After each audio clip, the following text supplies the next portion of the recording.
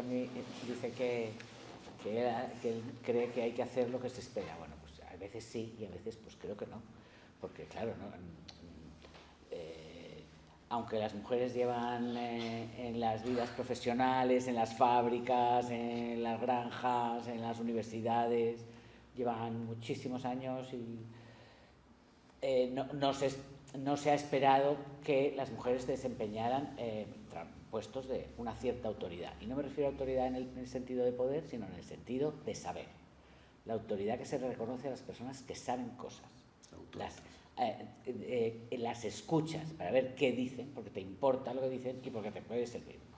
Entonces, claro, cuando entre amigas vamos decidiendo qué es lo que vamos haciendo, pues de repente yo me encontré con que la profesora de química era muy buena en el colegio y, bueno, pues nada, físicas me encantaban, pero las encontraba muy difíciles y pensaba yo, esa carrera tan difícil no la voy a hacer porque eso te pasas la vida estudiando, en fin, yo quería también hacer otras cosas, no solo estudiar. He estudiado mucho, era buena estudiante, pero, en fin, no dedicarme total. Entonces, pues, estudié química. Me da pena, porque creo que la física me hubiera gustado más, porque disfruté muchísimo las asignaturas de física en la carrera, pero bueno, el caso es que estudié química. Y entonces en la química tuve la gran suerte de que tuve extraordinaria gente dándome clase en química orgánica, que era el departamento estrella en la facultad en la Complutense. Allí había una profesora, que era una profesora buenísima. Y luego otros dos profesores un poco más jóvenes, que también eran profesores extraordinarios. Y daban muy bien la asignatura porque el catedrático se había formado en Inglaterra con uno de los grandes químicos no sé si sabéis química, pero la estereoquímica, o sea, la disposición de los átomos en las moléculas en el sentido espacial, es muy importante para entender qué es lo que les pasa, qué es lo que le pasa a las sustancias, ¿no? Porque hacen unas cosas y no hacen otras, ¿no? Su disposición en el espacio. Y entonces él había estudiado con uno de los grandes estereoquímicos ingleses, el catedrático de entonces, era un señor ya era súper mayor, pero había creado un hábito de estudiar química orgánica que consistía en hacer problemas. Había que hacer muchos problemas, como a partir de una sustancia sintetizar otra. Entonces pasábamos horas y horas haciendo ese tipo de problemas para no estudiar de codos lo que les pasaba a los distintos tipos de grupos funcionales, ¿no? Sino intentando resolver los problemas y entonces aplicarlos. Entonces, para eso pues había que consultar los libros, pero así aprendimos.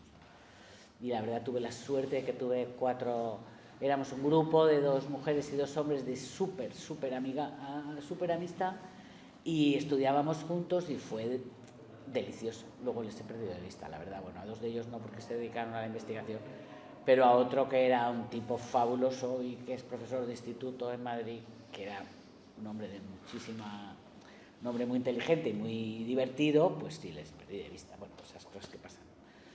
Pero sí, luego, claro, eso me hizo pues estudiar muchísimo la química orgánica, sacar muy buenas notas y entonces pues dedicarme hice el trabajo de fin de carrera y luego ya pues la tesis tuve la suerte de que surgió la oportunidad en el departamento. No es que yo fuera número 1 de promoción como ahora hay que ser para tener una beca para hacer la tesis. Había un proyecto de investigación y entonces yo podía optar a tener esa beca sin tener que ser la primera del curso. O sea, en fin, yo tenía buenas notas, pero no era número 1 ni la 10, vamos.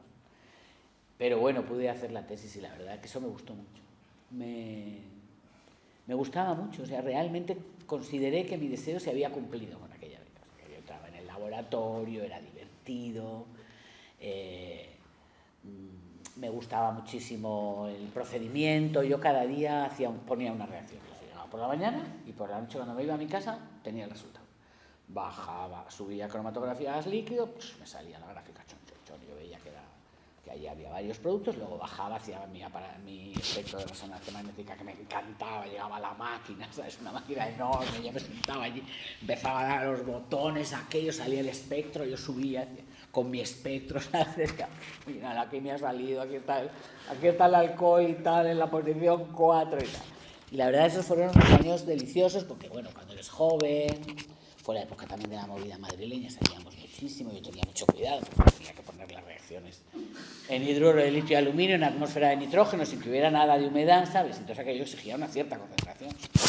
Entonces pues no podía tampoco trasnochar demasiado. ¿Permito una broma? Sí. Me estás recordando un poco a Sheldon, en Big Bang Theory. No, porque tiene Asperger, sí. Y yo no soy Asperger. No, me refiero... Yo he sido un poco empollona, pero no soy Asperger. La pasión por tu...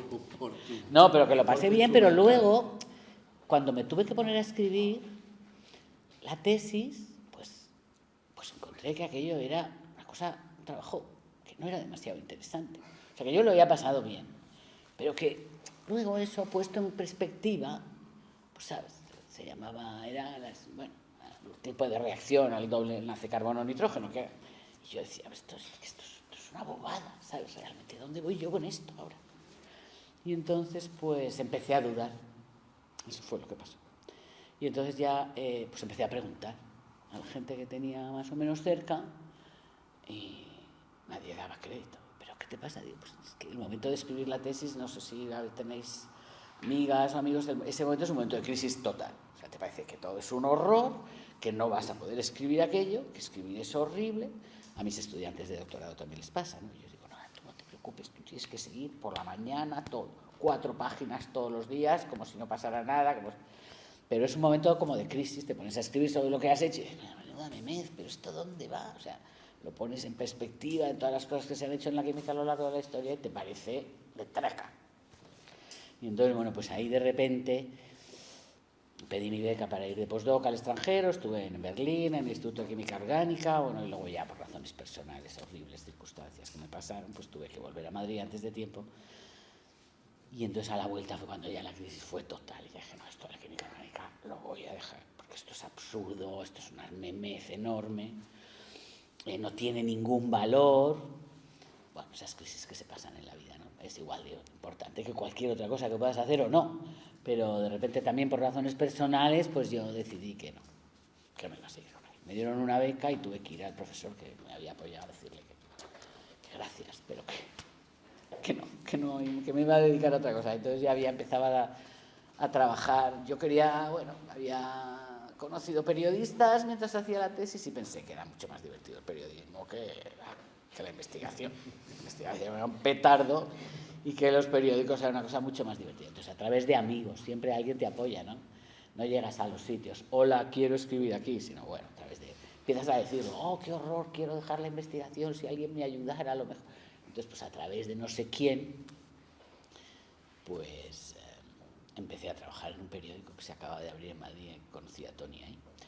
Y fue terrible, pero al mismo tiempo muy interesante, porque yo creo que todo el mundo que le interese algo relacionado con las noticias o con lo que sea, la experiencia de trabajar en la redacción de un periódico es una cosa fabulosa. Fabulosa. O sea, es un sitio enorme, donde hay muchísima gente trabajando. Hay que trabajar rápido, hay que concentrarse en medio de un ruido enorme y hay que escribir 450 palabras, las que te digan, las que te manden. Estás ahí obedeciendo a quien viene y dice, ahí tenemos la página, pin, te cabe lo tuyo, sor, con no sé, 400, 500 palabras, lo que sea. A las 4 lo tienes. Y todo el mundo, ¿sabes? Un lío de repente, ¿no? Después de comer, las reacciones de los periódicos son como, ¡guau! Todo el mundo se pone a escribir rápidamente, suenan los teléfonos, es como las películas, realmente igualito que las películas. Y entonces tú llegas allí, haces tu texto y cuando te vas, a la hora que sea, suele ser muy tarde también, pues tú sabes que el producto sale todos los días.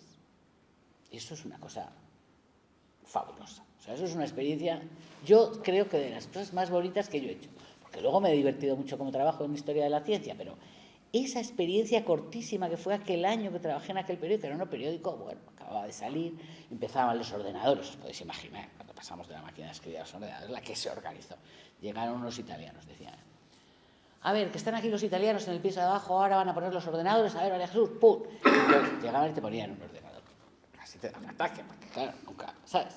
Entonces ponían la pantalla, y tú te sentabas allí delante de aquello y decías, bueno, pues a ver, que venga alguien y nos diga esto, ¿cómo es?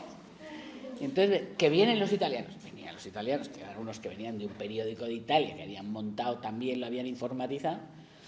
Y entonces a mí el subdirector del periódico, que era el que me había ayudado a entrar allí, César Alonso de los Ríos, que es un periodista que se murió hace un par de años, un gran periodista de estos que luchó contra la dictadura, bueno. Y me dijo, mira, tú no te preocupes. Cogió el teclado y dijo, tú escribes como en una máquina de escribir. Cuando quieras borrar, le das aquí. Había una la tecla esa que se usa para borrar, ¿no? Y dije, qué fácil, muy bien, pero claro, no era así para nada, ¿comprendes? O sea, yo me senté a trabajar allí, que yo pasaba los artículos de opinión, y claro, en cuanto tecleé 10 veces y quise retroceder, aquello no era posible. Y me costó muchísimo, fue un entrenamiento, pero claro, ya eso para toda la vida, ya, ¿sabes? O sea, dices, bueno, pues nada, viene alguien y te ayuda, ¿sabes? Y sí, subían los italianos, que suban los italianos, y los italianos subían, y empezamos a saber hacer eso, y a hacer esa cosa mágica que era que uno dibujaba la página salía en el ordenador y tú sabías dónde iba lo tuyo, entrabas, ¿sabes? Allí todo, como ahora todo el mundo está acostumbrado a hacer eso. Pero los periódicos que vemos ahora en internet, esos que vemos sin pagar, esos no tienen la forma del periódico, que es esa página que ves todavía se vende en los kioscos, ¿no? Que es lo que a nosotros nos gusta porque hemos crecido leyendo periódicos en papel, y el periódico como objeto es un objeto fantástico. Nos salíamos a extranjeros. ¿Qué se lee? ¿Qué periódico leen los ingleses? Los ingleses progresistas leen el Guardian. Pues vamos a comprar. Entonces comprábamos The Guardian, abríamos The Guardian. The Guardian es un periódico precioso, si alguna vez lo tenéis en la mano, tiene muchos blancos, tiene una mancheta muy bonita, tiene unas letras, O en Nueva York, ¿qué periódico leen los progres de Nueva York? Decían, pues el Village Voice. Pues el Village Voice. Entonces, no, porque ya trabajaban allí los artistas. Entonces comprabas el Village Voice y lo abres y es un periódico precioso, enorme, te cae, porque no. Son periódicos muy grandes, los periódicos en España son más pequeños, ¿no? El ABC, ya sabéis, es un periódico ridículo, del tamaño de una revista, no hace ninguna ilusión leer ese periódico. Pero los periódicos ingleses, los grandes periódicos europeos son periódicos enormes, así. Los alemanes, me os digo, yo cuando estuve de postdoc en Berlín, había un periódico en Berlín de Tagesspiegel y luego había un semanario que leían todos los intelectuales y yo lo compraba, a pesar de que no entendía mucho porque estaba estudiando alemán, pero a mí me parecía aquello elegantísimo, que se llama Die Zeit. Y un día estaba en Hamburgo a la puerta de la redacción del periódico. Es una plaza que hay en Hamburgo donde hay varios periódicos y están las redacciones. Y del garaje del edificio aquel salió Helmut Schmidt, que había sido Kanzler, había sido el presidente del gobierno, ¿cómo se dice? El primer ministro, ¿no? El primer ministro alemán. Salía en un coche, os podéis imaginar cómo salen los primeros ministros de los sitios, en unos coches, en el asiento de atrás, los ves desde fuera. Él estaba leyendo el periódico, por supuesto estaba leyendo Die Zeit, que era el periódico que él dirigía en ese momento, ¿no? A mí me parecía todo como fabuloso, eso me parecía, lo de los periódicos siempre, y me sigue pareciendo, o sea, me sigue gustando muchísimo tener en la mano el periódico en papel. Como me gustan los libros, tenemos siempre muchas pequeñas discusiones sin importancia sobre que yo prefiero el libro en papel. A mí el objeto, me gusta el objeto, tocarlo, ¿sabes? Y no en estos ebooks y estas cosas. Lo uso para trabajar, pero no para...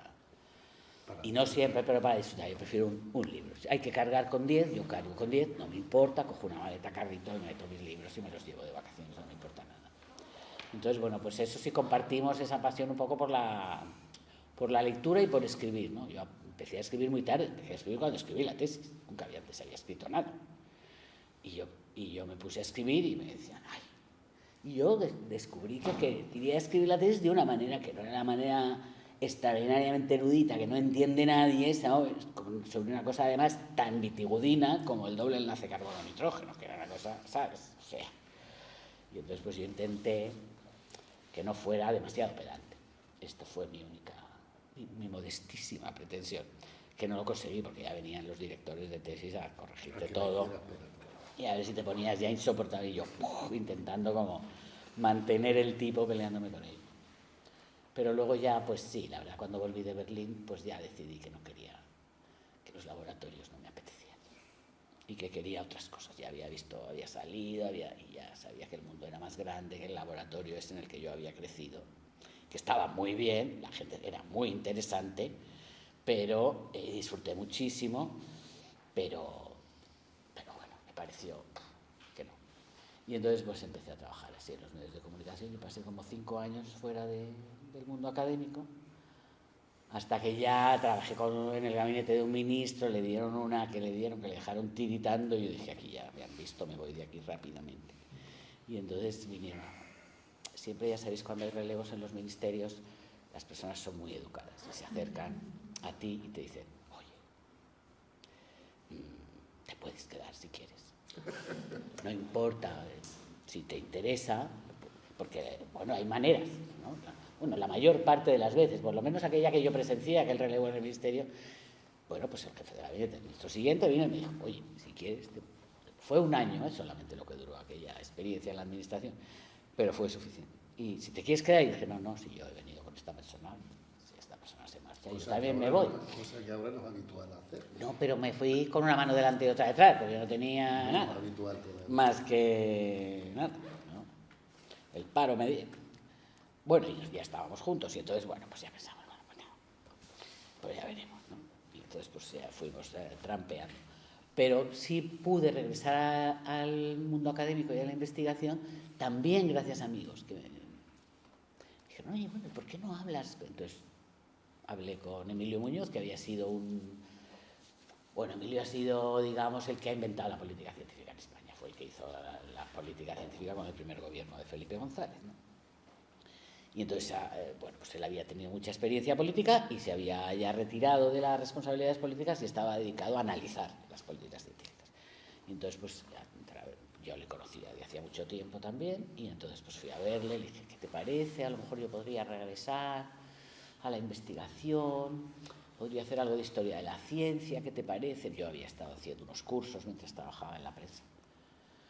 Entonces, bueno, pues empecé ahí con un proyecto modestísimo, mientras nacían los niños, con la Fundación Ramón Areces, luego buscábamos el Instituto de la Mujer porque hice un estudio sobre el origen de la biología molecular en España, entonces había muchas mujeres y entonces Emilio, que tenía mucha visión, me dijo, bueno, con todas las mujeres que tienes, bueno, a lo mejor podías pedir un proyecto para estudiarlas. Y entonces pedí un proyecto al Instituto de la Mujer, entonces ahí pude publicar el libro sobre las científicas españolas de biología.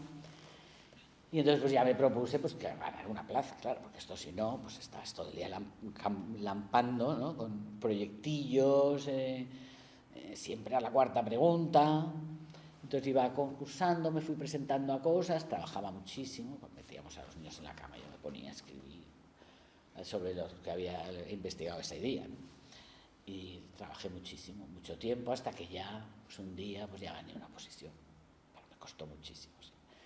Me lo propuse, y la verdad, mi madre murió de COVID hace 2 o 3 años, y tengo el gusto de haberla dicho que todos mis deseos se habían cumplido. Y la verdad, se habían cumplido, mucho antes de que ella se muriera. Y creo que no fue porque yo tuviera deseos especiales, sino porque fueron surgiendo las oportunidades y las fui pillando, ¿sabes? O sea, se presenta algo, pues como el viaje a la Antártida de Tony. Pues, no sé, de repente fui teniendo claro lo que no quería hacer.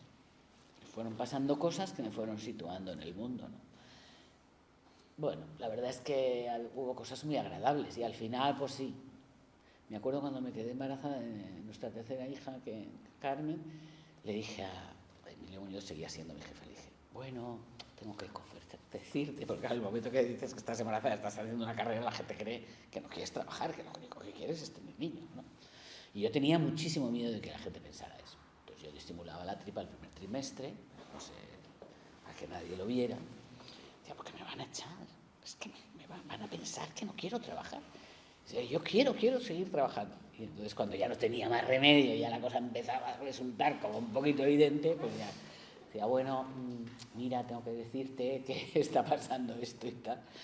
Y entonces le dije, aquella vez ya que era la tercera, le dije a Emilio, bueno, si consigo sacar adelante mi carrera y criar a mis hijos, me daré por satisfecha. Y otro Emilio me dijo, pues sí, claro, te darás por satisfecha porque es una cosa muy difícil hacer las dos cosas. Y yo pensé, ¿cree que no lo voy a conseguir? Pensé. Pero no, él creía que sí, apoyó siempre, la verdad. O sea que cuando me presenté a la primera oposición, las voces se oían desde el pasillo, como estaba defendiendo mi currículum el tío, ¿no? O sea que sí que realmente me ha apoyado mucha gente en distintos momentos de mi vida, y si no, no hubiera sido posible, ¿no? Pero sí es verdad que también yo quería trabajar, quería trabajar y quería trabajar mucho y no me importaba. O sea, yo que también quería viajar, quería leer, quería escribir, pero trabajar, ganarme la vida era para mí muy importante. Y entonces, cuando ya descubrí que además de ganarme la vida, lo que quería era tener una familia, pues entonces ya, claro, con 2 frentes abiertos ya. ya no necesitas ningún entretenimiento más. Solo te dedicas a eso, te concentras en esas dos cosas y ya no puedes prácticamente hacer nada más, ¿no? María Jesús, una cosa que has dicho, que me ha recordado, o sea, me conecta emocionalmente con eso que has dicho. Yo no he trabajado nunca en un periódico, ¿no? Pero he sentido la emoción. Fíjate, hacíamos cuando jóvenes una pequeña revista, que era mensual, y era una cosa, o sea, tan apasionante. Claro, es que eso es fabuloso. El sentir que estás trabajando en algo, es como, es decir, la vida, si tengo toda la vida por delante es para producir una criatura, una obra, ¿no? Y tengo toda la vida por delante, pero voy a producir una obra pequeña con mi vida, ¿no? El hacer esa revista era como si cada mes es fabuloso. participases de la emoción de producir algo que podías tocar y que otra gente de algún modo dejaba un legado, porque eso lo leía aunque fuera una comunidad limitada. Decía, madre mía, qué pasión tiene que ser trabajar en un diario que empiezas por la mañana o empiezas por la noche y a las pocas horas tienes la criatura en las manos, ¿no? Entonces, fíjate, esto no se lo he confesado a nadie, siempre me ha estado huyendo la cabeza. Ahora, en el trabajo, de forma inconsciente, o sea, cuando me levanto por la mañana y me voy a trabajar, digo, ¿qué voy a...? O sea, con esa emoción de esa revista, que era una cosa de pueblo, ¿no? Pero digo, ¿qué voy a producir hoy? O sea, y trabajo desde esa emoción, aunque sea, no sé, lo poco que puedes producir en una jornada de trabajo, pero con la misma lógica, es decir, que tenga al final de la jornada una creación, ¿no? Eso, sí, un producto. Sí, un producto que sea.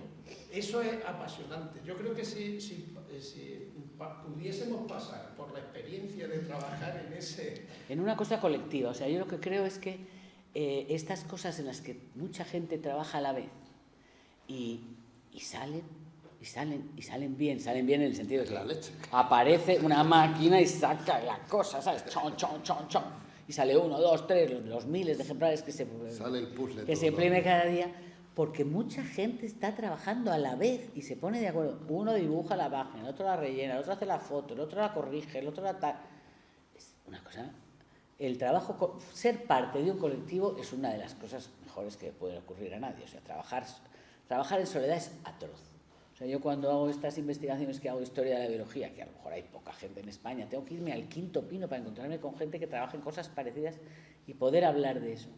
Y tener un poco de sentido de pertenencia, como dicen en antropología, ¿no? De pertenecer a un colectivo que hace cosas parecidas, para no sentirte sola, ¿no? Porque la soledad esta del héroe que trabaja solo, que se cree que se le ocurre todo y que no... No, es que eso es imposible y además es mentira. Entonces, juntarte con gente y hacer una cosa a la vez, eso es una cosa fabulosa. Claro, el periódico es un producto muy especial, pero como otros productos, ¿no? Bueno, pues eso, un libro colectivo, cuando escribes con 10 personas y todo el mundo se pone de acuerdo y entonces todos los textos están bien y alguien los ha corregido y entonces la editorial dice que sí y entonces un día el producto te llega en un sobre a tu mesa y dices, no puede ser que esté ocurriendo esto. Hay una cosa que lo hemos citado y es que hace 3 años hicimos una biografía a medias. Bueno, sí, ya fue. Eso tiene una dificultad adicional. Yo tenía algo que me ha llamado la atención, que me ha provocado hacerle una pregunta. Perdona, ¿tu nombre? Elia. Lo digo porque eres la única chica. Sí, desde luego que pocas chicas. Claro, porque he visto que has contrapuesto en algún momento, es decir, carrera profesional y maternidad. No, yo no lo he contrapuesto. Bueno, no lo has contrapuesto, pero has mostrado que había dificultades o que... Se me ocurría preguntarle, decir... Era muy joven, no sé si quieres tener hijos o no quieres tener hijos, pero en algún momento... Pregúntales a ellos, porque ellos igual también quieren tener hijos. No hagas esa pregunta solo a las mujeres. Vale. No, pero es que eso es muy importante. Sí, pero en cuanto a la carrera profesional, el obstáculo siempre se ha situado en el mismo porque sitio. Se hace la pregunta así, por la también a los hombres. De roles. Claro. Efectivamente. Pero entonces, cuando le hagan las entrevistas de trabajo a los hombres, que les pregunten si quieren tener hijos o no, a ver si eso... que eso no pasa. Igual, lo preguntamos. Bueno, tú lo preguntas, pero las empresas no. Entonces, eso es una... O sea que... Bueno, de hecho, O sea que no hay...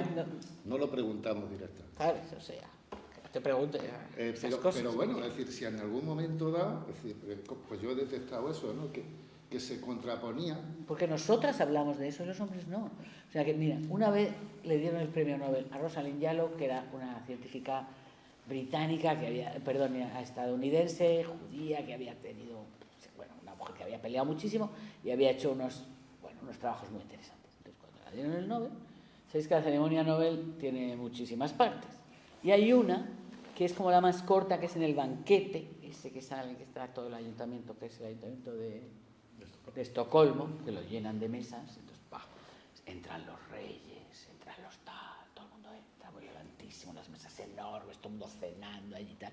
Y entonces hay una cosa que se llama el banquet speech, que es el discurso del banquete, ¿no? Y solo se puede hablar, no sé, ponte medio minuto, puede. Y entonces de cada premio le dan voz a una persona, porque hay veces que dan los premios de medicina, pues a lo mejor se lo dan a 3, y como no pueden hablar los 3 porque se habla muy poco rato, pues eligen a una persona. Entonces aquel año Rosalind Yalow dio el banquet speech. Fue la única persona que mencionó a su familia. En los discursos Nobel, los hombres, por supuesto que no mencionan a sus familias. Y las mujeres muchas veces no se atreven a hacerlo tampoco. Y ella no, ella dijo, bueno, hemos aprovechado que veníamos a Estocolmo, han venido también mis hijos, porque este es un viaje fenomenal, y entonces están aquí con nosotros esta noche y estamos muy contentos de estar aquí con la familia real y con los científicos tan importantes. La única. Entonces, bueno, porque sabemos que las cosas que hacemos necesitamos mucha ayuda para hacerlas y no podemos hacerlas solas, ¿no? Tampoco los hombres pueden, pero bueno, estamos más acostumbradas a lo mejor a hablar de eso. Yo no quiero ser esencialista cuando hablo de mujeres, que parece que es que...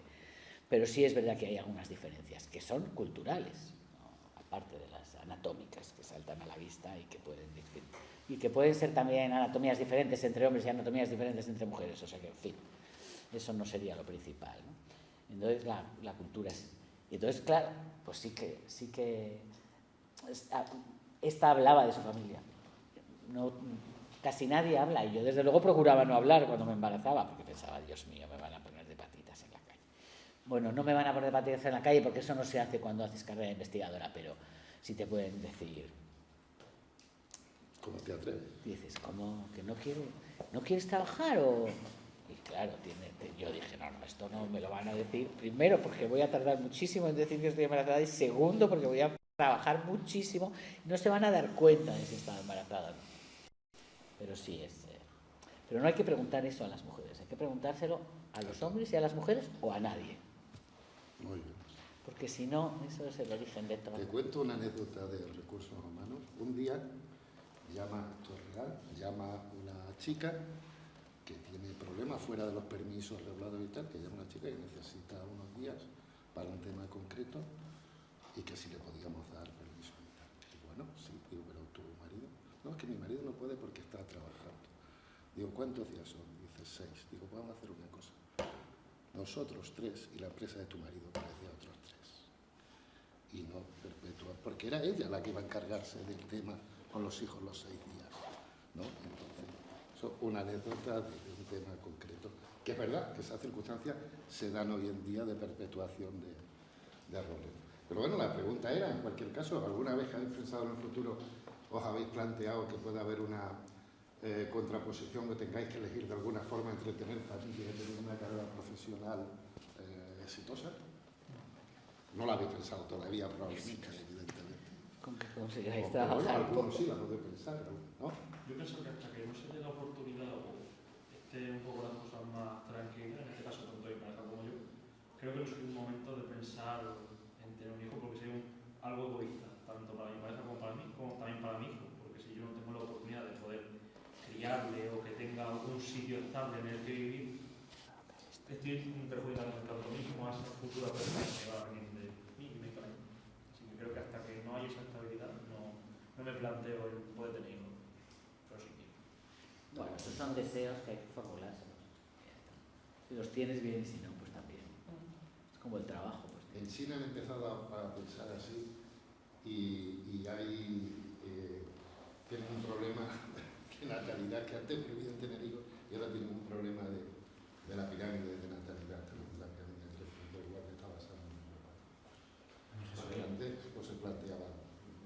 trabajo y no plantearse. Yo le quería hacer una pregunta. Usted ha realizado publicaciones e investigaciones sobre las mujeres en el ámbito científico en España. Yo ahora usted la considero una mujer importante en el ámbito de la ciencia. ¿Le costó mucho llegar o encontrar ese hueco en la ciencia? No, es que yo he tenido mucha suerte. O sea que he tenido gente siempre cerca que, aunque bueno, pues me han ido apoyando, ¿sabes? Entonces yo he podido participar en proyectos de investigación, primero liderados por otras personas, y luego ya cuando he podido, pues he pedido los míos propios. He procurado estar siempre acompañada. Me parece que la buena compañía es muy importante para trabajar, como para vivir. Quiero decir, es que hacer las cosas sola no me gusta trabajar sola, no me gusta vivir sola. Y eso hay que saberlo. Hay gente que le gusta, a mí no me horroriza. Entonces, he procurado hacer las cosas en compañía y he ido buscando compañía. Entonces, pues he buscado compañías de mujeres, pero al principio pues iba aceptando lo que se iba presentando. Entonces, pues fueron grupos, era gente. Cuando yo empecé a hacer historia de la biología molecular, en ese momento había muy poca gente haciendo eso en la vecindad geográfica y política. Entonces yo iba a los congresos internacionales y de repente había ahí un grupo de 6 o 7 personas con el que pude colaborar y no era un problema ser mujeres o hombres, pero es verdad que el acceso a la carrera, pues yo creo que sí es más difícil. O sea, que yo lo he visto en las estadísticas, es que lo he estudiado. Lo he sufrido, bueno, siempre son cosas que tenemos que hacer un poco muchas veces, ¿no? ¿Sabes? Pero es que yo no me gusta personalizar, prefiero hablar de las demás, ¿sabes? Porque es mejor. Cuando eres parte, es mejor pues estudiar a otras que han venido antes que tú y que han tenido influencia y reconocer la genealogía y reconocer que perteneces a un linaje de personas que han querido hacer cosas parecidas a las que haces tú y las han hecho antes y por lo tanto te han inspirado, se han mostrado que eso es posible. Ha habido siempre mujeres trabajando en todas partes. El problema es que la cultura y la sociedad no sabe hablar de nosotras. Y no sabe hablar de nosotras tampoco en la historia. Pero están los documentos gráficos, por ejemplo, las fotografías. Las fotografías siempre hay mujeres en las fotografías. No, es que era la mujer de tal. No, la mujer de tal no. Pregunta su nombre, ¿no? ¿Cómo se llamaba y a qué se dedicaba? Y siempre había cosas interesantes que decir de ellas. Entonces, los testimonios gráficos han ayudado muchísimo a recuperar a las mujeres. Y hay una profesora que está mucho tiempo en Sevilla, Consuelo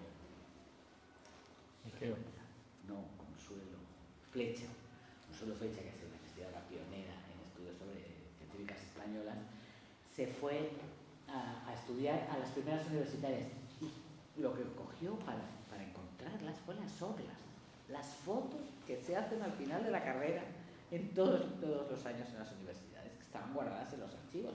Y entonces estaban las fotos esas de las orlas, pues iba localizando a las mujeres, fue viendo orla a orla, hizo unos listados, una paciencia infinita, y es especialista en orlas. No aparecía ningún listado oficial. Bueno, es que esas cosas son muy difíciles a veces, y entonces las orlas eran muy fácil.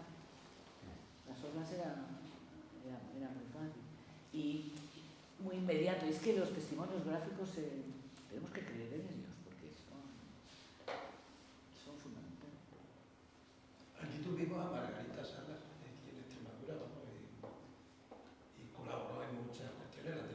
Estaba en el equipo de Repensar Extremadura y más. Claro, porque Eladio Viñuela era de Ibernando, su marido. Entonces, yo es que he estudiado a Margarita muchísimo, todo su trabajo, y lo conozco muy bien. Y sí, la verdad que ha sido una científica impresionante. Yo le quería comentar una... Sí. Me llama la atención que has dicho que has sido una persona con suerte. Yo, a ver, no sé si conoce un comunicador actual que se llama Veritasium, sí, estadounidense. No lo conocí. No, pero ya lo voy a buscar. Pero, ¿qué? Esta noche lo averiguamos. ¿Se llama, perdón? ¿Cómo se llama? Veritasium. Con V de Veritas, ¿no? Sí. ¿Y dónde está? No, es estadounidense. Lo que pasa que, bueno, pues ya tenemos la suerte de que pues, hoy en día ya, aunque sea un científico estadounidense, pues la mayoría de los vídeos se traducen al español. Entonces, bueno, al español y se traducen en 16 idiomas. Que, pues, ¿Está en YouTube o cómo? Sí, en YouTube. Y bueno, lo que, para ir al grano, me ha llamado la atención porque tiene un vídeo que, como que personalmente me gusta mucho, que habla sobre la suerte. Y lo que te quería preguntar era, real, porque claro, has dicho que eres una persona con suerte, pero eso, ¿a qué se refiere? De manera científica, bueno, científica, en el sentido No, de... te respondo de manera científica. ¿Cómo has notado tú que la suerte ha jugado un papel en las decisiones que has tomado en tu vida? O el camino? Bueno, ya sabes que las cosas, no tenemos capacidad para decidir todas esas cosas que nos pasan. Muchas cosas te pasan y no tienes, a lo mejor no has tenido mucho que ver. Tomar las riendas de tu vida es una cosa que a veces no es posible del todo. Porque, bueno, nacemos en sitios en los que tienes que hacer cosas y nadie trabaja en solitario con su propia voluntad. La voluntad es una construcción. Las personas son un producto del mundo en el que viven, no es un producto del deseo individual, sino que tú creces en un determinado lugar en el que aprendes determinadas cosas y aprendes a desear, como aprendes a escribir. Entonces, esas cosas se adquieren. Depende de dónde hayas crecido, lo que hayas visto. De repente, yo qué sé, yo iba a casas de las amigas de mi clase y su madre pues era distinta de la mía, se me ocurrían otras cosas. Veía que había otros mundos posibles. O iba al colegio o vas al cine. Del cine hemos aprendido muchísimo, no sé, vosotros a lo mejor no, pero a mí me encantaba ir al cine, aprendíamos muchísimas cosas. No solo porque nos encantaba el cine, sino porque veías otros sitios, la gente se vestía de otra manera, leía otros libros, oía otra música, buscábamos la música para ver porque nos divertían. Aprendíamos muchísimo viendo películas. Entonces, pues yo creo que es que nadie... La suerte, quiero decir que hay un componente de azar enorme.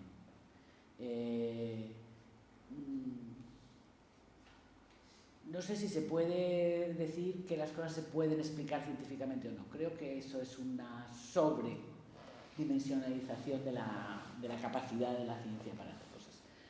La ciencia es todo, ¿sabes? También la cultura es ciencia, en el sentido de que vamos acumulando saberes sobre cómo es el mundo en su forma macro y en su forma micro. Y unos lo miran al microscopio y otros lo miran con las encuestas y otros lo estudian por lo que dice la gente o lo que piensa o lo que escribe o cómo se comporta o qué vota, ¿no?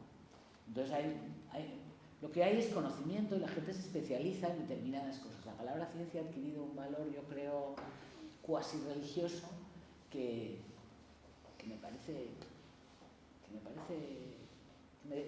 da pena, que me desagrada, que me parece además inapropiado, que parece que lo representa todo y al mismo tiempo no. Se usa la palabra hacer ciencia, se refieren a investigar. La gente habla de hacer ciencia, se refiere a la gente que está investigando en los laboratorios o donde sea. Entonces, bueno, pues investigar es una cosa, hacer ciencia es una cosa como muy grande, como muy...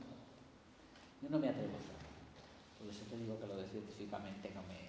Pero que sí creo que hay un componente de azar. Pero es verdad que el azar es limitado. Se nace en un lugar, en una clase social, Es que hay un componente, ¿sabes? Claro, eso somos conscientes. No hemos hablado de eso porque no hablamos de todo el rato. Quiero decir, entre nosotros los que no es como el Papa, sino digo como colectivo que estamos aquí hablando hoy, no hemos sacado el tema de las clases sociales, que es un tema fundamental para entender. Unas personas leen más, otras leen menos, unas leen unas cosas, otras leen otras, por dónde han crecido, al colegio al que han ido, si han viajado. Incluso la suerte depende de la Bueno, clase. pero y luego también pues hay una cierta movilidad social, pero bueno, últimamente hay menos porque el tiempo político que estamos viviendo es un tiempo más difícil para la movilidad social, ¿no? En el que se estabilizan los poderes de las clases dominantes y entonces ahí pues son momentos difíciles esos. Pero hay que saber que hay otras maneras de hacer las cosas, ¿no? Y que son posibles y bueno, por eso trabajamos, ¿no? Para hablar de eso, para poder hablar de todas esas cosas. Y sí, la suerte, claro, es verdad, es una palabra un poco frívola, tienes razón.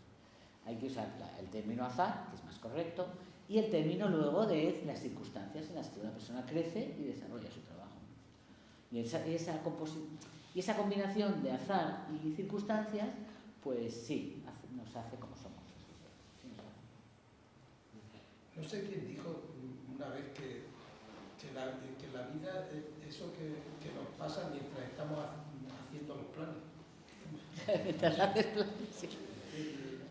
Y yo lo veo, o sea, sobre todo en un mundo que se acelera, eso que llamamos suerte también, yo creo que tiene un componente de no ofuscarse en perseguir una meta, sino más bien abrirse a los millones de posibilidades que aparecen delante de nosotros cada día.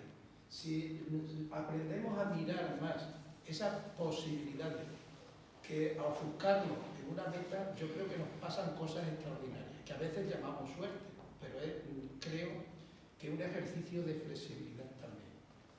¿Cómo ves tú eso? No, yo lo que creo es que...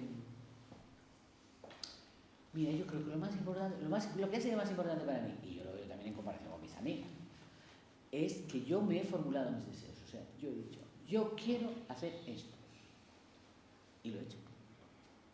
No me he ofuscado, la verdad. O sea, es verdad que soy un poco terca, pero creo que hay que ser. Porque una vez tienes un deseo, pues tienes que intentar que se cumpla, porque para eso están los deseos, para cumplirse. Pero hay que formularlos. O sea, hay que formularlos porque eso está bien. Y eso es en los aspectos personales, afectivos, intelectuales, profesionales, en todos. Quiero esto, me gusta esta, me gusta este, quiero hacer este tipo de trabajo, quiero hacerme un hueco con esta gente que me parece más interesante, no sé. O simplemente quiero tener un trabajo para poder vivir, que esa es otra opción, ¿no? Decir, mire, yo quiero un trabajo que me paguen, yo después por la tarde me dedico a lo que me apetezca. Eso es otra opción, que también conocemos a mucha gente que hace eso. O sea que no tienes por qué trabajar en una cosa que te parece, bueno, a lo mejor no, pues trabajas, pon, luego cobras y te dedicas a otras cosas también, ¿no? Vivir no es todo trabajar. O sea que cada cual tiene que encontrar su vía, no sé, y creo que eso pues, es un conjunto de circunstancias, no sé. Sí, a ver. Me gustaría aportar que muchas veces, hablando de lo que es la suerte no la creamos nosotros. La capacidad de crearte tu camino está en tus manos. Esa suerte que hablamos, he tenido mucha suerte porque conocí a tal, me presento a tal, eres tú el co-creador de esa suerte. Que no se nos olvide también que la capacidad y el desarrollar esa capacidad y ese talento de hacer que todo circule es también parte de nosotros. Y también ahí atrás un trabajo. Esa suerte ahí atrás un trabajo. Sí, bueno, hay todo tipo de dichos, ¿no? Esto que le gustaba decir a Cajal, ¿cómo era? La suerte favorece a las mentes preparadas, entonces hay todo tipo de... Que luego decía Picasso, hablando no de la suerte de la inspiración, pero cuando llega la inspiración que te pille trabajando. Por si acaso. Cuando llega la suerte que te pille preparado también. Por eso es verdad que no es la suerte, pero sino bueno, es verdad que hay que tener un poco de pesquis, ¿no? Decir, bueno, mira, esto qué interesante, a ver si me dice, a ver si le pregunto y me dice qué pide, ¿no? Y entonces pues sí intentas pues cautivar a la gente que te interesa, pues esto es un juego de la vida total, ¿no? Para que te hagan caso y poder seguir adelante, ¿no? No sé, yo creo que eso sí. Por eso todo el mundo lo hace, yo creo, todo el rato, ¿no? Es divertido ser consciente. ¿No? Me estoy haciendo el simpático porque, claro, lo que quiero es que... Entonces eso está bien, porque pues eso es lo que hacemos todo el rato, ¿no? La selección es una parte muy importante ya. De hecho, se lo intentamos contar a él todo el rato. Que al final se trata de generar redes, generar equipo y para eso necesitas seducir a las personas con también tu relato, tu proyecto, tu idea. Iván, ¿qué quieres decir? Sí, no, que es que claro, lo que has dicho ayer, sí es verdad que, pues eso, que se nos enseña también mucho que yo creo que se confunde hoy en día mucho la suerte con que las cosas sean favorables a ti, o sea, que tú produzcas, claro, que tú produzcas una situación favorable aquí, que bueno, que más o menos es lo que aprendemos también en este taller, ¿no? Que nuestra idea pues intenta sacar un poco los medios para que a la hora de llevarlo a cabo el resto de las personas sean más receptivas, efectivamente, sean más receptivas a acoger nuestra idea. Lo que pasa es que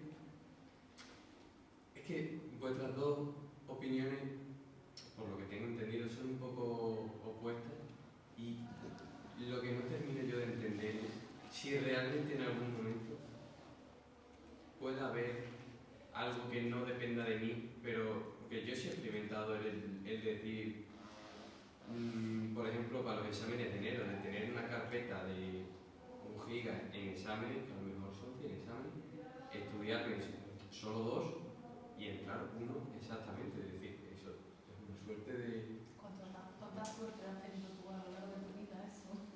¿Una vez? No, es que ¿Ha pasado claro, mucho? me ha pasado más de una vez cosas así que tú dices, tía, ¿cómo es posible, macho? De 100... Pues eso es el cálculo de probabilidades, ¿sabes? La historia de la estadística es meridiana. Pues ahí eso está... La estadística es una ciencia, esa sí que es una ciencia, ¿sabes? Más exacta que... Hay matemáticos en la sala. Aquí hay matemáticos en la sala que lo pueden decir, exacto. A ver, que decirlo, a ver, ¿qué os parece? A ver, eso no es mucho, o sea... Pero ahí tiene que haber algo. No, no hay nada, no hay nada. Ah, no sé qué opináis, pero yo creo que los cálculos están ahí. Por eso ya ¿No? aquí otros 300 Todo lo complicado, pero al final no es la realidad. han hecho lo mismo, se han equivocado completamente. Pero estaba comentando algo, ¿no? No, a ver, en cuanto a eso, siempre se puede intentar calcular, también depende de lo realista que quieras hacerlo y lo mucho que te quieras aproximar. Puedes meter un montón de variables que, digamos, lo hagan más realistas, pero también lo hacen mucho más complejo. Claro. No, eso está muy bien que lo hayas sacado porque es verdad que es un temazo. Me parece alucinante. Tomas muchas variables, pues es complejo. No, parece que es más exacto y sin embargo a veces pues, no ayuda tanto, ¿no? ¿O qué? Depende un poco, ¿no? De cada... Es que depende de eso que se llama el azar. O sea, dentro de cabe, aunque haya una probabilidad de que ocurra algo, siempre hay una probabilidad, a no ser que sea seguro, siempre hay una posibilidad de que ocurra lo contrario. Puedes tener muy mala suerte con lo que dices. Claro. Cuando ocurre un suceso, puedes tener la mala suerte que aunque tengas un 99,999% de ocurra, no te ocurre. No ocurre. No, fíjate, pasa con las enfermedades. Eso lo decía en el vídeo que me gusta tanto del comunicador científico. Que o sea, ya no es la suerte de manera individual, sino de cara a llegar a ser, no te voy a decir una persona importante, pero sí llegar a representar una excelencia o una persona que sobresale de la media. No, lo que decían en el vídeo es que no te vale con ser el mejor, sino también tienes que tener la mejor, vamos a decirlo así, la mejor suerte, ¿no? Sí. Ya, pero es que con eso de ser el mejor, ¿sabes? Déjalo lo de ser el mejor. No, pero Es demasiado. No de ser el mejor, pero... Es como decir que yo también vi un vídeo parecido que hablaba cuántos Ronaldo salen. Sí, algo así. He hablado de astronautas, pero... Sí, eso no... que había mucha gente trabajando intentando Claro. ser como astronauta o Ronaldo y de ahí cuántos iban a llegar. Claro. Sí. Eso no va a los mejores, es una cosa, eso es un sitio, es una lotería. ¿Sabes? Y los juegos de influencias ahí pesan mucho, hay que mantener un escepticismo muy claro con esto de los mejores, tío. ¿Quién es la mejor? ¿Sabes? ¿Qué es eso? No sé. Mira que miras a tu alrededor y lo ves, ¿no? ¿Quién manda? ¿Quién gobierna? ¿Y cómo lo hacen? Pues no sabes, unas veces bien, otras veces. Y no es la mejor ni lo peor, es la gente, pues, se formulan sus ambiciones y las persigue. Desde el punto que puede, de partida me refiero. Bueno, claro, eso. Por eso digo que, claro, son muchas cosas las que tenemos que considerar, pero bueno, ahí está la educación, que es el origen de todas de que se cumplan todos los deseos, la formación, ¿no? Tengo una pregunta, María Jesús y Antonio, quería decir algo que me está llamando la atención, porque estamos aquí en la escuela de talento, de habilidades, estamos viendo, y yo creo que está quedando muy claro, que es muy importante, además del esfuerzo, del trabajo, de la habilidad personal, importante las relaciones y conocer y llegar al momento adecuado y saber qué expresar en ese momento, ¿no? Pero a mí me está llegando muchísimo la modestia, la sencillez. Que es porque no creemos en esa... No, María Jesús, pero en el sentido de... mi pregunta para ti sería, vuelvo otra vez a lo de la suerte, que yo creo que es lo que nos ha destinado a todos, porque aquí en este momento es lo que más nos estamos trabajando. Tú a una compañera tuya que ha tenido los puestos que tú has tenido, que ha hecho lo que tú has hecho, le diría, es que has tenido mucha suerte en la vida. ¿Tú le dirías eso? No, a ella no se lo diría. A eso me refiero yo, de que me estaría claro que no se lo de diría. la modestia y de esa sencillez de que te basas, que basas en otros valores que para mí son muy importantes, aparte de todas las habilidades y competencias que se trabajan. No sé si me explico. Sí, pero necesitas suerte, ¿eh? Para muchas cosas. Azar. Sí, el azar, que estabas allí, que lo puedes trabajar. A mí me parece muy importante eso en lo que insistes de las redes. Es que son muy importantes, María Jesús ha hecho referencia a ello en varios puntos, y a mí me pasaba lo mismo. Es que yo estaba en Diario 16 porque unos años antes, en una comida enfrente de un tío, pues habíamos hecho migas y nos habíamos hecho amigos, y era un colega periodista científico que luego es el que se ocupó de Diario 16, de llevar ciencia en Diario 16, Vallito. Bueno, pues es una relación que también laboralmente ha sido importante para mí. ¿Es suerte?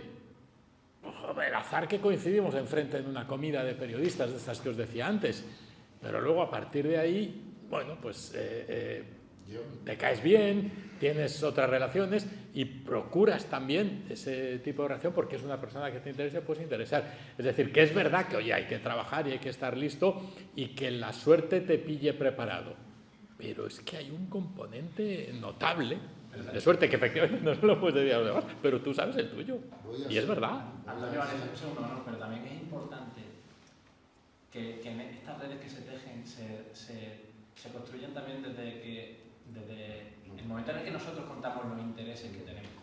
¿Vale? Porque la gente te llama a ti para que hagas fotos porque saben que a ti te apasiona hacer fotos, ¿no? Y a mí me parece que culturalmente también, que es algo que me parece que comentábamos, no tantas veces decimos lo que nos apasiona.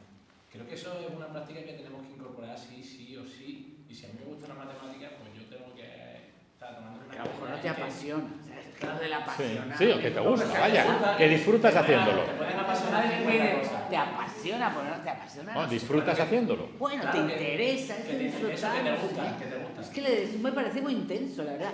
Creo que se estudian las cosas, te gustan más o menos, y luego vas encontrando lo que te quieres dedicar, pero no hay...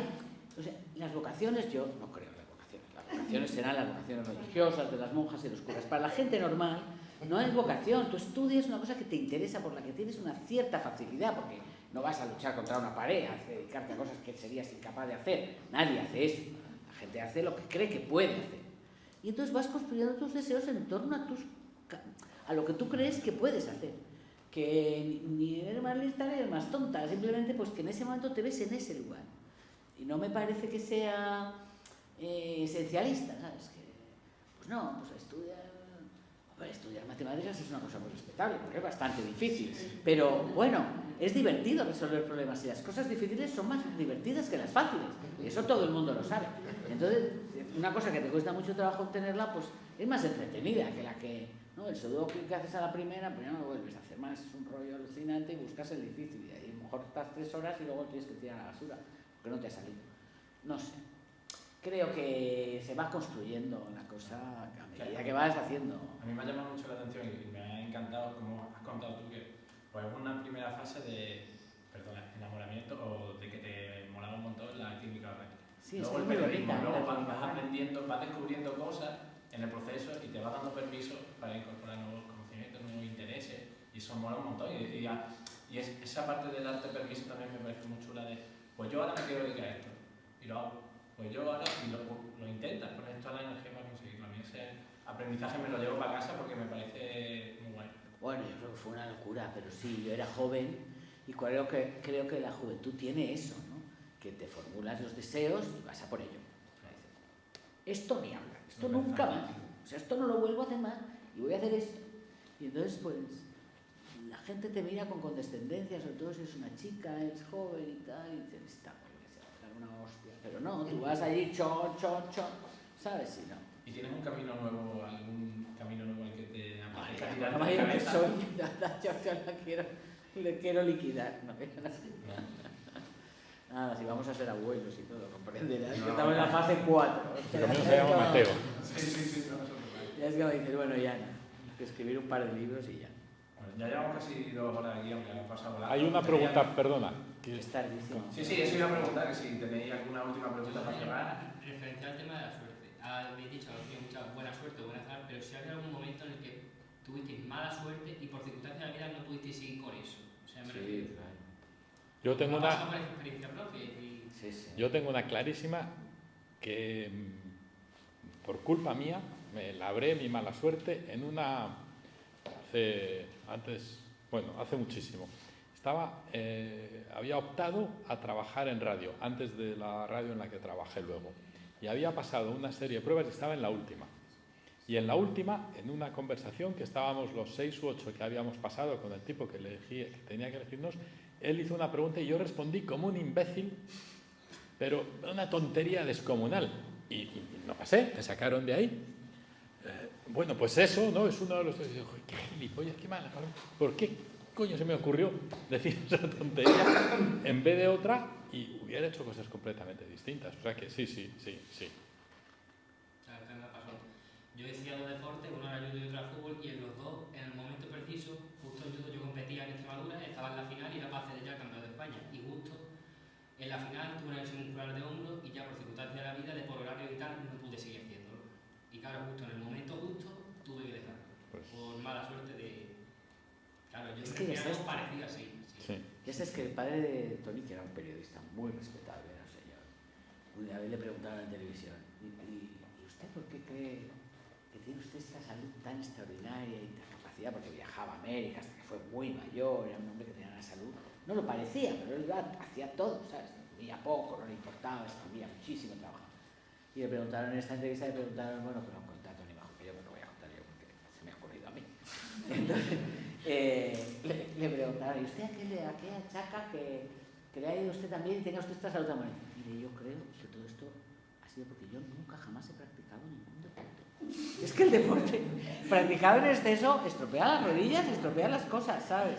Y entonces, pues ahora puedes hacer otra cosa. Tú, si eres buen deportista, pues puedes hacer muchas cosas. Nosotros conocemos gente joven también, yo también, que ha tenido que dejar de jugar al fútbol porque se le estropeaban las rodillas, es que el exceso del deporte, que es una cosa que, claro, como excita mucho y se hace sentirte bien, hay que, ¿no? Vosotros que tenéis... ¿Y puedes hacer alguno ahora? Seguro, Sí, claro. solo fue en el momento, claro, un pequeño tirón de hombro y fue justo en la... Si yo ganaba, podía hacer el campeonato de España y ya tenía la opción, que me dijo mi entrenador, de ir al centro de alto rendimiento en Madrid. Pero justo en el momento adecuado, el judo uno levanta al otro y lo tira, me tiró mal, el brazo pegó un tiro en el hombro y Pero has dicho 2 veces, la del judo y... y luego jugando al fútbol también me pasó una cosa muy parecida. En un salto se me cayó un muchacho encima y la mano se me rompió. Son momentos que no tienen que ver conmigo y a eso me refiero yo. Si algo que no tiene que ver con ustedes ha influido en que ya no pudieran seguir haciendo cualquier cosa. Pero tanto como eso... No, es que eso es muy mala pata, ¿eh? Sí. Pero bueno, se te ve bien, o sea que te has recompuesto, pero fenomenal. Bueno, No, porque ¿qué estudiabas? De matemática. Claro, fíjate. No, pero eso va aparte. Eso es que desde Bueno, chico... no todo tiene que ver siempre. No, ya es que yo está. desde chico siempre he querido dar clases de matemática y pues... Es que las matemáticas son preciosas, difíciles. Bueno, pues esa es... No, que si lo tienes claro, eso es que es muy bueno.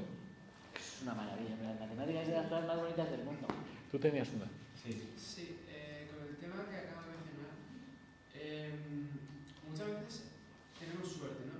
Y en otras, por lo que sea, metemos la pata o no llegamos al resultado que queremos. Entonces, quería preguntarle cómo llegas a gestionar esa frustración, porque evidentemente que algo no salga, eso lo genera. Y al final creo que es una herramienta, es necesario encontrar herramientas para gestionar ese tipo de problemas. A ver, ¿os ha ocurrido algo que digamos, os hiciera sentir esa frustración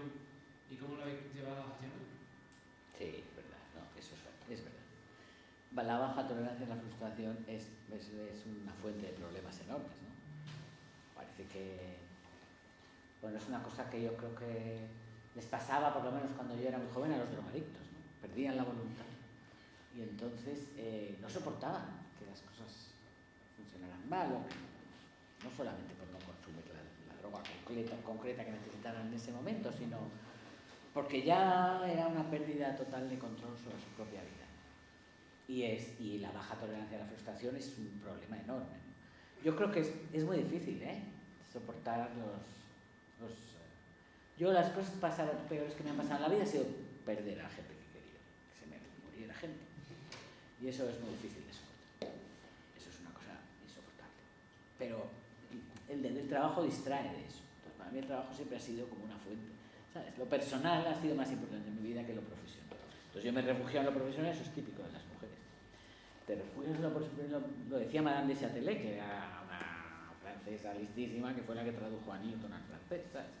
Era amante de Voltaire, o sea, era una tipa situada. Y escribió un libro muy bonito que se llama El discurso sobre la felicidad, y ahí dice que el estudio es un refugio fabuloso. El estudio y el trabajo, ¿no? Yo una temporada estuve en París tres meses o así, me sentía solísima, y trabajé como una negra. Porque claro, o trabajaba o me daba un patatús. Allí sola, yo salía bastante y tenía amigos, pero bueno, no me gusta vivir sola, yo estaba allí en un pequeño apartamento, un sitio buenísimo, pero bueno. Y entonces trabajaba mucho, y yo decía, trabajo como un hombre, que son esas cosas que hacen los hombres que, para no tener que hablar de sentimientos, bueno, es una cosa un poco lo digo un poco de broma, ¿no? Pero que pasa un poco, ¿no? Que se expresan menos los sentimientos o lo que sea.